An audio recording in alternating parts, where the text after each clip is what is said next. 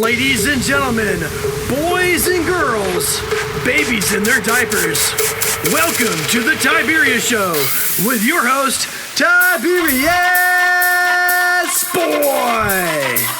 That's me, Tiberius!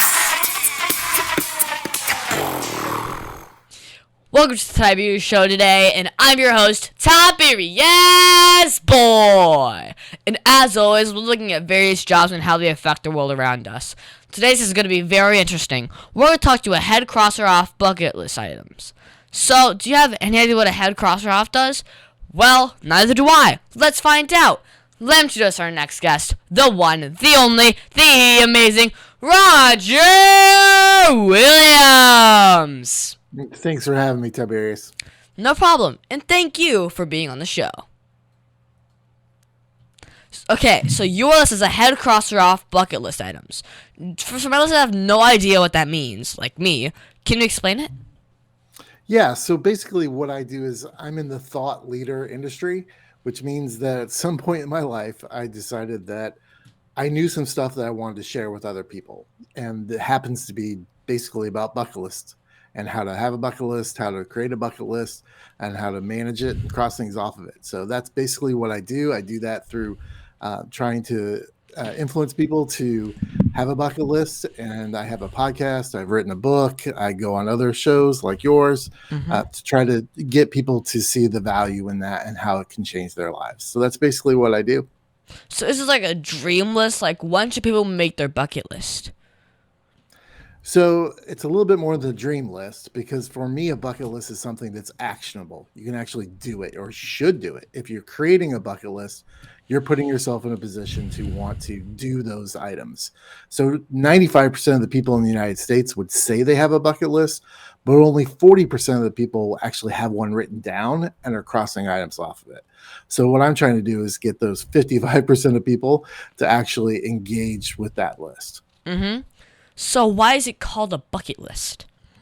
Well, the interesting thing is that terminology hasn't been around a very long time. So there was a movie back in 2007 that was called The Bucket List. And that, according to Webster's Dictionary, is the first instance of those terms ever being used. So most people, would say, okay, well, they're older than that.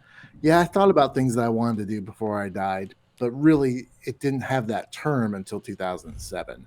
So basically the idiom for a bucket list is basically that it's a list of items that you want to do before you kick the bucket, so to speak, before you die or pass away. Okay. So when did you know that this was the job for you?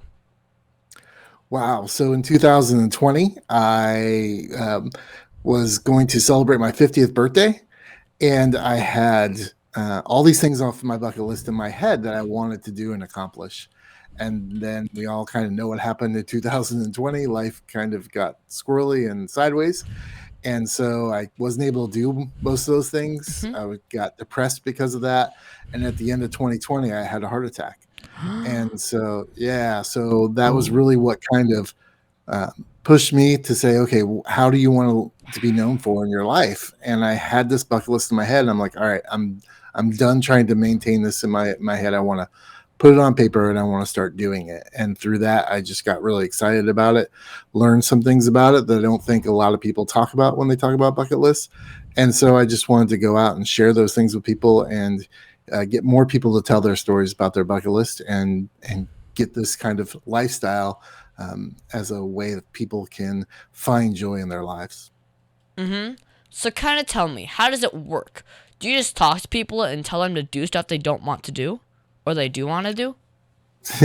Yeah, no, my big thing is that the bucket list should be your list, right? If you go on Instagram, there's tons of what I would call bucket list influencers that show these grand adventures and these escapes of all these things that they go out and do and travel and whatnot. And I am more about what is going to bring you joy, and that should be what's on your list. It doesn't have to be these massively expensive trips to Machu Picchu or to Angkor Wat in Cambodia. It's basically whatever brings you joy, whatever you're passionate about, that's what should go on your list, and you should intentionally want to cross those items off. Well, aren't most bucket list items expensive? Like, how do you raise the money to do some of the larger items? Yeah. So to answer the first part of your question, that doesn't have to be, right? So on my bucket list, I had learned to play the ukulele. So that's a skill that I taught myself and still teaching myself today. And it didn't cost me much. It cost me like $75 to get a ukulele, and I use the internet to teach, some of the songs to myself. So it doesn't cost a lot. I have someone that I know that doesn't like to travel and doesn't like to spend a lot of money. And I said, okay, what are you into? And she said, well, I really like Thai food, but it's really difficult to cook. And I said, okay, make a list of 10 or 12 items that you want to learn to cook of Thai dishes, and take one dish each month and learn how to cook it. Right. And then once Okay. you feel like you're successful, then cross it off. So it doesn't have to be these big, huge things. Yeah. But if you are looking at something, like the first item that I really crossed off my list was to walk the Camino de Santiago, which is a 700 kilometer, 800 kilometer trek across northern Spain. It takes about 32 days. I had to still pay my bills back home, and I still had to eat and sleep when I was in Spain. So that trip was pretty expensive. I also had to fly there and do Yeah. all those kind of things. So for me, I just had created a budget. And then what I did was I went through and said, okay, how much money do I need to save each month to make sure that I have enough money to do that trip? So it doesn't, if you have instantaneous cash and you're a millionaire like you are, Tiberius, then people can just do stuff. But other people that don't have that money, but you can do it and save, and you can do it in smaller chunks. Another thing that I like to suggest to people is to stack their bucket list items. So my partner and I went to Costa Rica to cross something off my bucket list, which was crash somebody's wedding.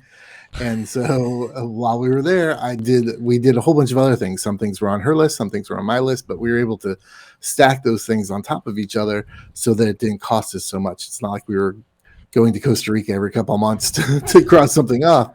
We took the opportunity. We were there. We spent the money to get there. And that's how we, saved some money by stacking multiple items, like zip lining and going to hot springs and seeing, a sloth and, all those things Yeah. that were on our list. It was just easier to lump them together and cross them all off at one time. Well, what's the best part about being a bucket list head crosser after? Yeah, for me, it's just really seeing people get excited and passionate about bringing themselves joy. I love watching people be transformed through actually setting an intention for their bucket list and going out there and doing things. I love my podcast. It's so much fun to hear people's stories and to be able to share them with other people. I don't know how you all do it, but I record several months in advance. And then, a week before or so, I'll sit down in my editing bay and start editing the episode up. And typically, most times I'm like, oh, I don't remember this episode being that good. But then after I edit it, I'm like, oh, wow, this is awesome. So it's just fun to hear those stories and to learn about new things. Like there's the very first interview I ever did was someone that had crossed off the Camino de Santiago. And I asked all my guests, what's something else on your bucket list that you want to do? And she said, oh, I'm thinking about doing the 88 temples trek. And I was like, what's that? I've never heard of that, And she was like, oh, it's this island in Japan. And you walk around this outside of the island, and there's 88 temples, and you stop at each one. And, it's like something brand new I'd never heard of before. Wow. So for me, that's like a huge benefit of doing this, because I get to hear what other people are passionate about, and hopefully get to share that with others, and the way that they crossed it off and the transformation that happened. My goal is to inspire and empower people to live out their lists. And so any way I can do that, I love to do. That's nice. Now, here seems like a good time to take a quick commercial break. Let's hear a word from our sponsors. Over 40 years, Lighthouse Central Florida has provided education, independent life skills, and job training to thousands of Central Floridians who live with blindness or any degree of vision loss. Whether it's picking out clothes in the morning or just moving around your community and serving Orange, Seminole, and Osceola counties, contact Lighthouse Central Florida at 407-898-2483 or visit them online at lighthousecfl.org. And we are back here talking with Rogar Williams. Roger helps people cross off items on their bucket list. So, Roger, we now know what a bucket list is and that you help people cross items off of it. Can you give some examples of items that you've done? Yeah, I've gotten knuckle tattoos, which were on my bucket list for a really long time. I walked the Camino de Santiago, like I said, and I'm currently working on crossing all 50 states, having visited them off my list. So I'm Wow. down to two. Down to two. The average American Which visits ones? 12. I have Alaska and North Dakota. Yeah. So those are the last two. And the average American visits about 12 in their lifetime. So I'm feeling pretty good about that. I should accomplish that this year, I'm hoping. Good, okay. Wow, that is amazing. Well, how do you decide which items to do first? So part of what I try to part of what I try to help people understand is that setting an intention for your bucket list is a great way to set yourself up for success. And so the intention on my bucket list is that I build community. That might be new people I meet, or it's building community with people that I have existing relationships with. And so for me, those are kind of the items that I move towards. First off is to say, okay, am I going to meet new people, or am I going to do this with somebody that I love and want to spend time with? And that's really how I decide how to cross items off my bucket list. But Okay. people do it for all different reasons. Some people do it because they don't have a lot of money, so they start with the small items first, save up money while they're doing those smaller items that cost less and they're less time consuming, and then work their way up to larger ones. Some people, like me, after my heart attack, I had to do something major. I had to go out and travel to Spain in the middle of a pandemic and walk for 32 days to show myself that I can do whatever I want to do. So it just depends on who you are and what your needs are, as far as how you cross items off your list. It could be the one you're most passionate about. Like, I've always wanted to do whatever, and you say, okay, I'm going to do this one because this is the one that's most important to me. Now, other people tell you that their bucket list. What are some of the coolest items that people have told you about? Oh, well, I've had somebody talk to me about getting Arnold Schwarzenegger's autograph, and he's back in public view now with his show on Netflix. So Wow. that's something that he was passionate about. I had somebody that went to Angkor Wat in Cambodia to take a picture at the sunrise of the temples there, and that was a really interesting conversation because there's this, there's the Instagram picture and then there's the real picture. And so she talked about there were just like hundreds of people there, and when the sun rose over the temple, all these cameras just started clicking and buzzing and whirling and everything. And she said it kind of took away a little bit from the moment. So yes, we can see these amazing pictures online of that, but at the same time, there's so many people doing it that it kind of took a little bit away from her. So that was a really interesting conversation because that's something I've always wanted to do. So for her to be vulnerable and talk real about it was really cool to me. And then there was a gentleman that he had on his bucket list that he wanted to mend his relationship with his estranged daughter, right? And doesn't cost a lot of money. It's a lot of work probably, Yeah. but not money and not time. Probably sometime, but it's not one of these big, huge, massive trips, right? Yes. And I think that's one of the major things. If you go back to that when we talked about originally about where the bucket list came from and that movie, they went on all these amazing trips, right? They did all these things where they went to the top of the pyramids and they drove race cars and they went to Tibet and they, to see Mount Everest. They did all these things, but at the end of that movie, the thing that mattered most and the thing that was on their bucket list that was most impactful to them to cross off before they died was fixing those relationships with their family. So, again, it goes back to I'm more of a thought leader that I want to help people reach their own goals instead of saying, hey, buy my product or buy, yes, I have stuff to sell and Yes. services that people can purchase. But at the end of that, it's not like I want them to wear that or to go to that place. What I want is for their lives to be changed and transformed. And through this idea of finding their own joy through a bucket list. And so for me, that's really what's most important. Okay. So can anyone start working on their bucket list, even a kid? Oh yeah, for sure. That's one of the greatest things that I've been able to watch over the last 2 or 3 years is that, my generation, my parents' generation, they just worked all the time, right? They worked until they were 65, 67 years old. And then if they had any time left, then they started crossing those items off.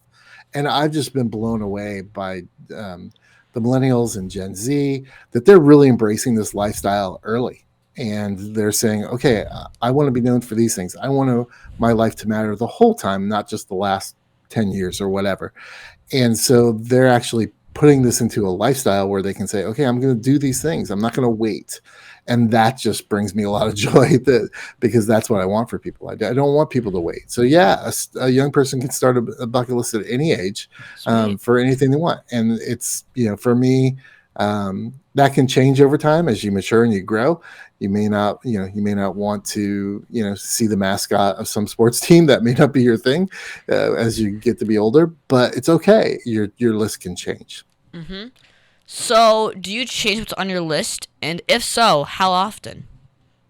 Yeah. So for me, a bucket list should be a living document, right? It means it should be always constantly changing, so you can put things on your list and cross them off. You can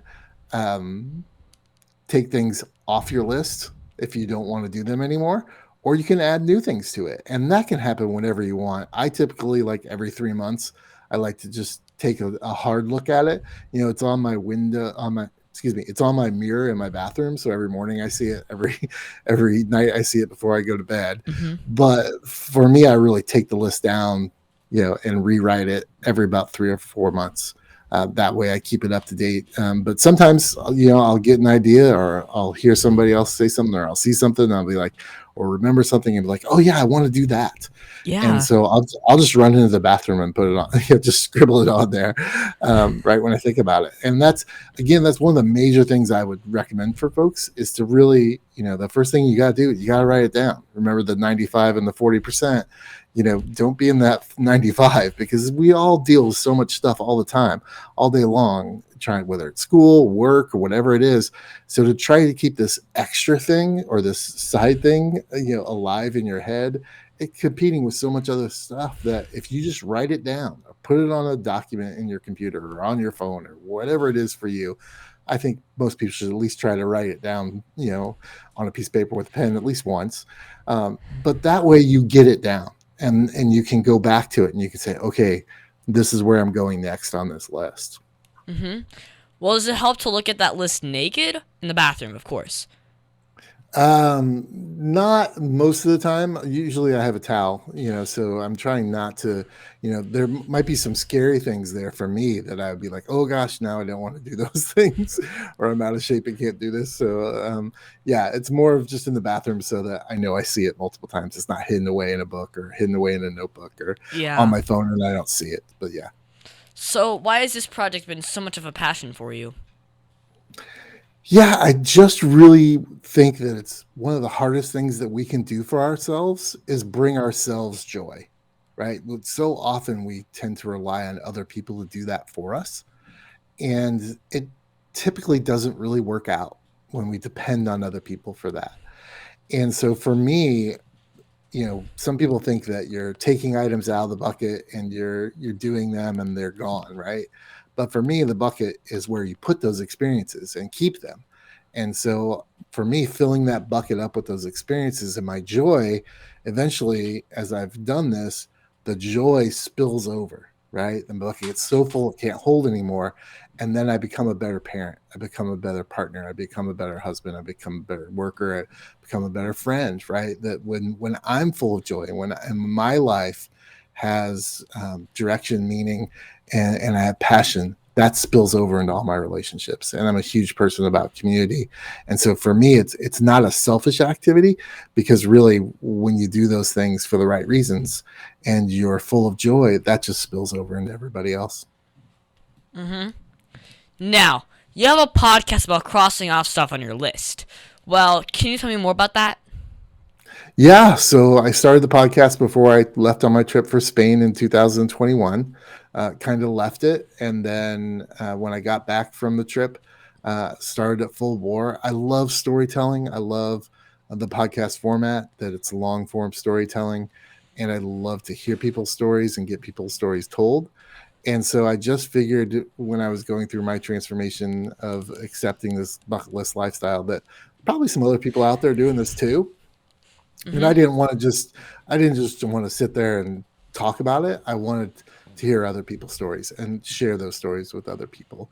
So I have one guest. I have one guest on the show each episode. I drop 2 episodes a week. Nice. Each guest talks about one item they've crossed off their list, and we talk and focus on that. We talk about why they wanted to do it, how they did it, and how it transformed them. And that is really the essence of the show.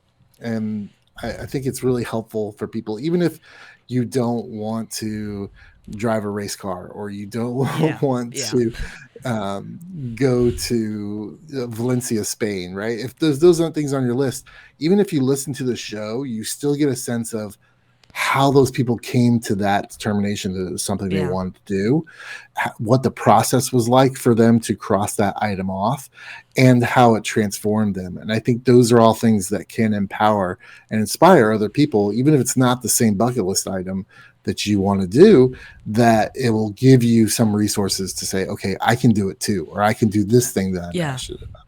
Okay, so what is one of the best reasons to start on your list now? Yeah, because you don't know what life's going to bring you, right? None of us, a friend of mine calls it the Best By date, right? Your life is best by this date. And we don't know what that is. Most of us aren't given that. We don't know what the date is. Yeah, we don't know what the date is. And so whether you're 12 or you're 53, right, there's no better time to start than now, because you just don't know what's going to happen. And, this is the life we've been given, and you should want to have it be as joyful as possible. And one of the best ways to do that is to do things that make you excited and make you happy. Now, my dad changed a lot of his life after he was in the hospital with COVID. Do most people build their list after a medical issue? Yeah, I think unfortunately, like for my case and for your dad's, that happens a lot. And so again, it goes back to your previous question, right? When, can you start now? And the answer is yes, because you don't want to be put in a position where a heart attack comes and you're like, oh my gosh, what am I doing with my life? Figure it out now. Figure out what brings you joy, and don't let your job or your work or your schooling be everything that you're known for. Right? We all have a lot of time in our lives that we can do things that we're passionate about and that we enjoy and that bring us joy. And so we should want to live that way instead of just knocking out the hours on the clock, doing the work, and then maybe hopefully one day, maybe someday, possibly these things that could bring you immense joy in your life go by us and pass up, and we never get there. So how can a kid listening start making their list right now? Yeah, so the first thing that I do is tell people, what is your intention for your list, right? Why do you have this list? What's your why? Why do you want it? And there could be hundreds of reasons, like you want to get out of your bubble, or you want to expand your knowledge, or for me, it's community. Like there can be many, many different reasons, but figure out that why. And then as you get that why, you can say, okay, if community is my intention for my list, then what are some of the things I can do to foster building community? Whether it's with someone that I've known for 40 years, like my best friend who I'm taking a trip with in a couple months, or it's, meeting new people like I did on the Camino, right? So for me, it was easy to start creating that list. If people don't really have that why, I would say, I would ask, what are you passionate about? Right? What gets you fired up? So like for you, Tiberius, I know it's bowling, right? That's true. You love bowling, right? So what are some things, what are some events? Who are some people? What are some of the things centered around bowling that you could create a bucket list about? Like what are some of if you could do anything regarding bowling, what would that be? Right? Get a 300 in bowling. Okay, so the that's max take score some work. You can get. I know that's takes some work. Means you got to go bowling all the time, and that's cool. Which is what I've been doing. But you can do that. You can make that. What are some of the other things? Like, is there a PBA event that's like top of your list that you'd love to go see? Trying to win a national tournament. I have one coming up. So there you go. Yeah. Or it's people. I know you interviewed a bowler one time. Yep, the best bowler in the world. Okay, so that you could put that on your list. Like, just for me, it's like professional wrestling's a big deal for me. Mm. I really enjoy professional wrestling, always have. My dad was into it, my son's into it. It's a kind of a family thing. And so, like, there's a lot of things on my bucket list that just center around um, going and seeing shows with my son, or in specific places like Mexico City, Arena Mexicali. It's one of the most widely, worldly known lucha libre venues in the world. Like, I just want to go see a show there. I just want to go and have fun and be in that environment and just experience that. So it's easy for me to put stuff on my list that I'm passionate about. Mm-hmm. So what's the hardest part about doing this type of work? Oh, for me, it has to be people understanding the difference between a thought leader and an influencer, right? So, Mm-hmm. like I said, a thought leader wants to move people, whether it's through books, media, or courses, or coaching, or whatever it is, for them to change their lives and do something. An influencer really is using their celebrity, if it is that, to get people to buy something, you know, for Yes. somebody else, right? They're peddling a product for somebody else, and so there's a big difference for me in that. And that I don't, my social media presence. I don't have a lot of huge, massive trips every. I'm not posting every day these grand adventures, because that's not my intent. I don't want people to get FOMO. Right, Yeah. like that's the last thing I want. I don't want people to get FOMO, the fear of missing out. What I want people to do is to order their lives around their list, so that they can have joy and they're not missing out. So that's probably the hardest thing for me to kind of get people to see, especially in the social media environment. Mm-hmm. So what's the craziest thing that's happened while you were doing your passion? Oh, geez, how racy can we get? Yeah, so for me, I think one of the craziest things that I've ever been experienced was crashing a wedding. I flew to Costa Rica to do it. I had a friend, two friends actually, that were getting married that I met on the Camino, that were from the United States, who decided that they were going to have a destination wedding, small, 50 people with their family. And I knew about it because we had talked about it on the Camino. And so my partner and I flew down there. And we showed up at the reception halfway through, and they said it was the greatest surprise that they've gotten. It was the greatest gift they got at the That's wedding, good. was for us to show up. So that was pretty crazy, because it was at a very exclusive resort in Costa Rica. And so Wow. so we had to, like, there was security and valets, and the reception was down like a ravine, like a hill, like you couldn't even take Yeah. a golf cart down there. Like, you had to be driven down. So we weren't on the guest list. We were, so we had to do all these things, making friends with the valets and all this kind of stuff, so that we can make it happen. So, and it all worked out. And the bride screamed at the top of her lungs when she saw us, and the groom's face was just deadpan, like he just like did not know what was going on. He was like, "What is happening right now?" And so, yeah, that was super fun, and really kind of a James Bondy kind of thing to accomplish. So, yeah, that's it. Yeah. So who can you say was the person to help drive your passion the most? Thankfully, it's my partner, Ruth. We've been together about 5 years now, and I was married for 25 years before that. And she has really been a strong partner for me, that has said, "Okay, you want to do it? Go do it." And sometimes very crazy situations, I'll say, "Hey, I want to do this," and she's like, "Oh, okay."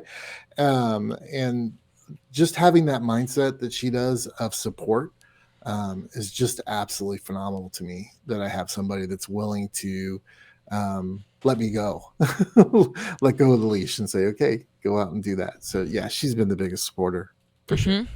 So what advice would you give to my listeners if they wanted to grow up and be a crosser offer? Yeah. So if you're interested in being in the thought leader space, experience stuff. Go out and experience the world. Ask questions. I'm a huge fan of Ted Lasso.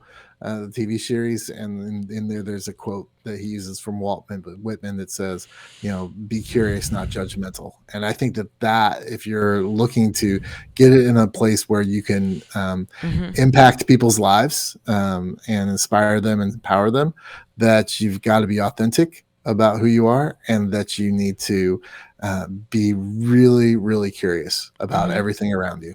Well, what message do you want to tell children all over the world about doing the work that you do? Yeah, whatever it is that you do, have fun and make it, your passion in life to accomplish whatever it is that you're excited about, and don't just settle. Go out there and figure out how to make an impact, and do it, and don't take no. Well, on that note, let's take a quick break to pay some bills. And we are back with crosser offer Rogar Williams. Well, Roger, I love asking about AI and how it can help with people's jobs. Well, do you think AI can help with crossing off items off of your list?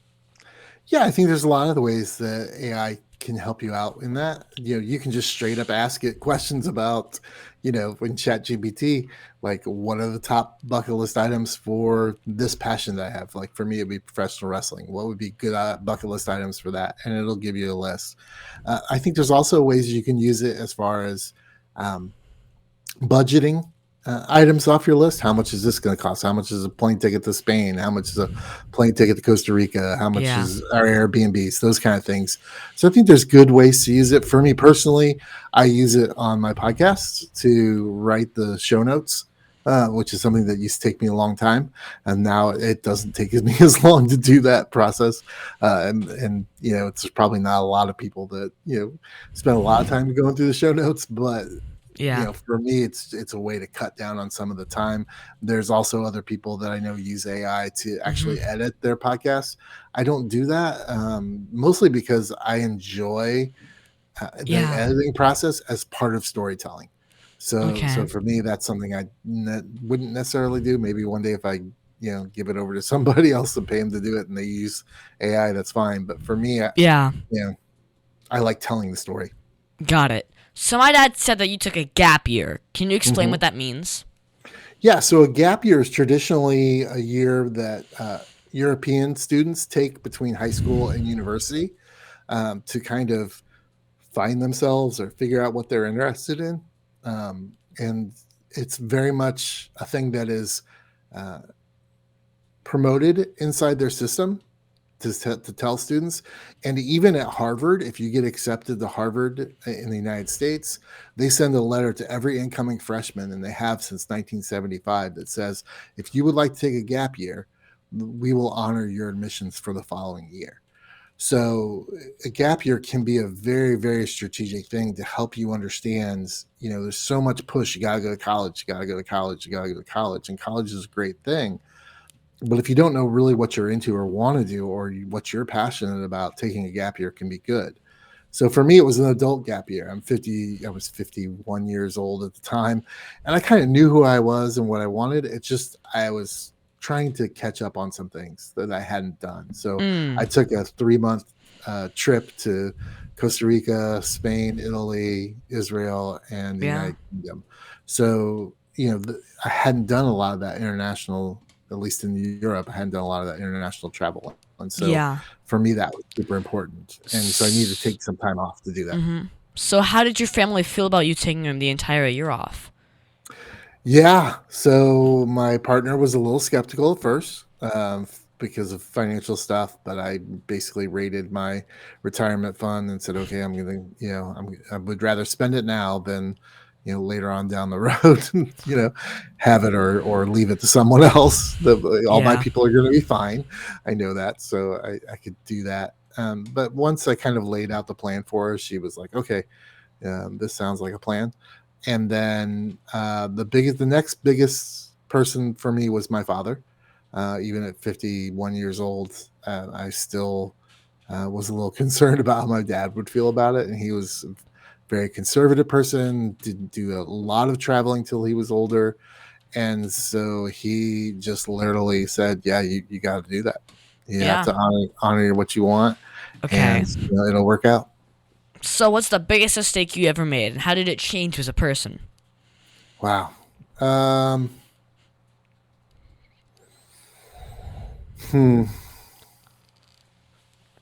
I would say not starting this lifestyle earlier, right? That's probably one of the biggest mistakes I've made.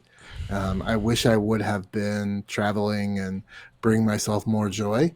It may have saved my marriage. Probably would have been maybe a better employee.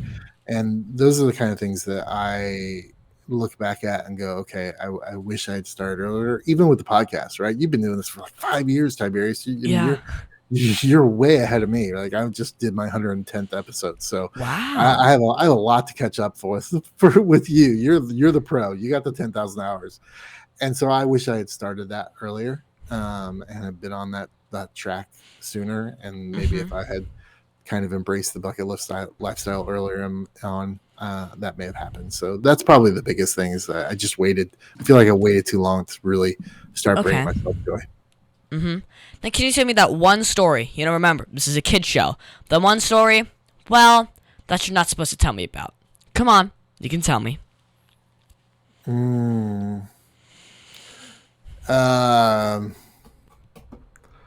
Wow. What as in regards to bucket list stuff? Anything. Yeah. Let me think. Oh, well, if it's anything, when I was in high school, my buddy lost a bet with some friends, and the bet was for donuts. And so he wasn't happy about it. He had to get these donuts for his friends. So I said, hey, after school, I'll go get donuts with you. And so we went to the grocery store and bought donuts. We bought chocolate eclairs. And I said, hey, we got to get one more thing. And so we went to the over-the-counter pharmaceutical section, and we bought X-Lax. And we took the donuts and the X-Lax back to my house. We melted the X-Lax down on top of the donuts, and then he gave them to him the next day. So I don't tell that story a lot. I probably should have used a little bit better judgment, but yeah, that was one of the biggest, craziest things I've done in my lifetime. Both those guys left school before first period ended, I think, so because they scarfed those donuts down. So yeah, don't lose any bets to me. Well, is there anything else you think my listeners should know about you?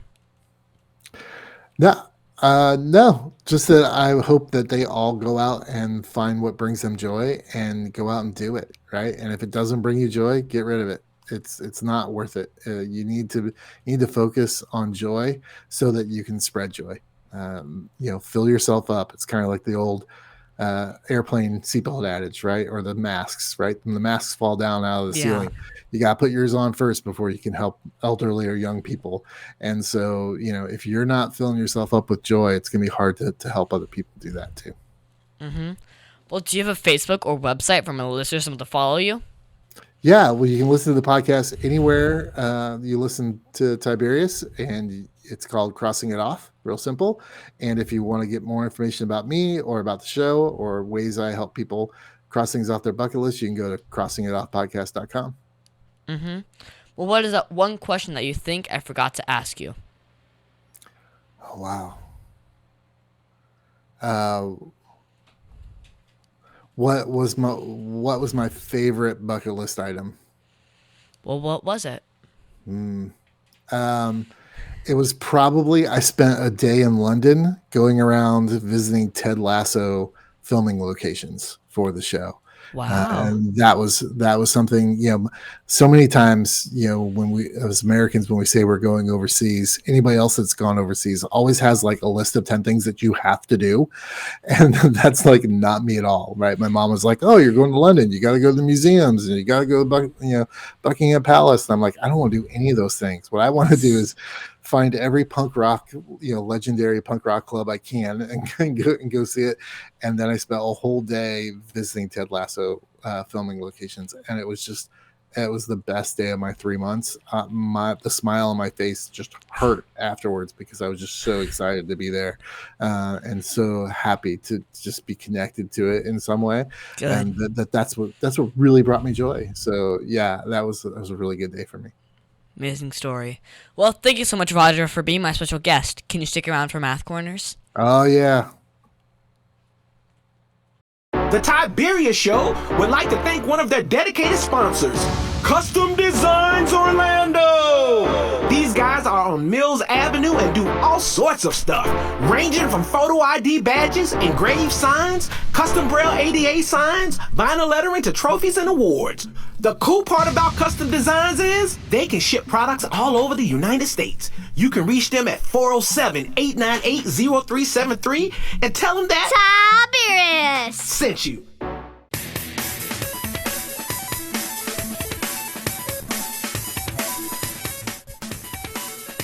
Tiberius' favorite subject, it's Math Corners!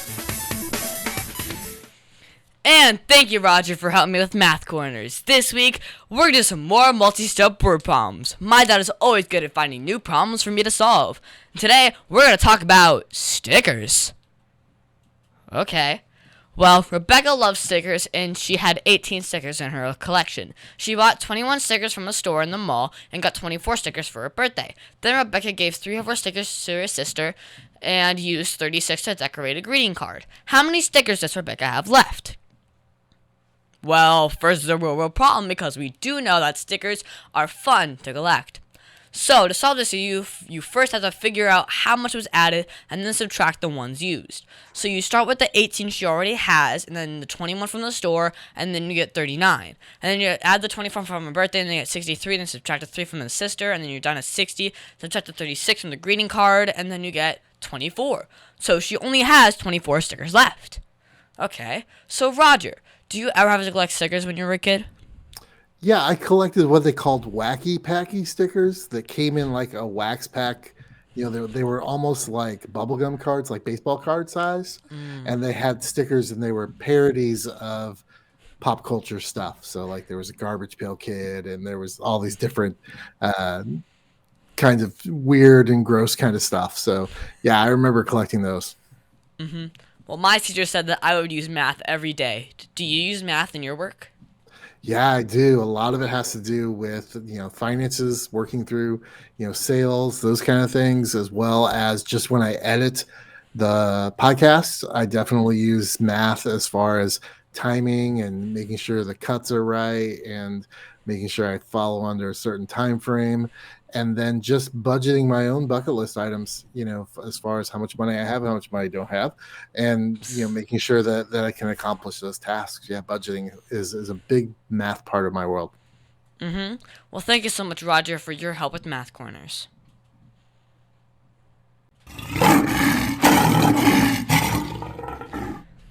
And now it's time for the Heart of a Lion. As you know, we talk about the qualities of living by the heart of a lion, which stands for leadership, integrity, obedience, and nobility. This week, we're going to talk about nobility. For me, I think nobility is remembering we are God's special possessions and acting in a noble way, showing courage and honor, and the qualities of nobility are goodness, virtue, honor, generosity, and selflessness. So this week, I noticed a lady on the bus gave their seat to another person. This was odd because this lady was pregnant, so she really needed to be sitting. But she was selfless and gave her seat to the older lady. The lady was thankful, and this was a good example of goodness and generosity. So, Roger, did you see or use nobility at all this week?